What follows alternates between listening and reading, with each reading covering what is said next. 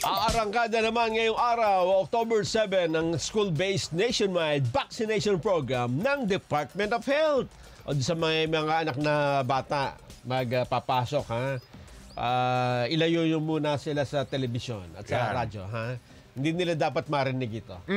Ayon kay DOH Health Promotion Bureau Head Dr. Rominic Madumba, inulunsad ang bakuna eskwela sa mga pampublikong paaralan sa buong bansa. Baka kung saan baka di pumasok. Tuturo ka. Naka po. Mag-iiyak na ba? Hindi ako pumasok. Tuturukan daw kami. Naka. Naku, ayan na, umiiyak na. Tuturo ka ng bakuna kontra tigdas, rubella, cervical cancer, tetanus, at diphtheria ang mga mag-aaral na grade 1, grade 4, at grade 7. Naglulundag yun. Ay, yay! Grade 3 lang ako. Yay! Hindi ako kami kasali. Yo. Isa naman, grade 7 ka na, anak. Iyak. Iyak. Ay, papasok. Ha? Takot ako sa karayam.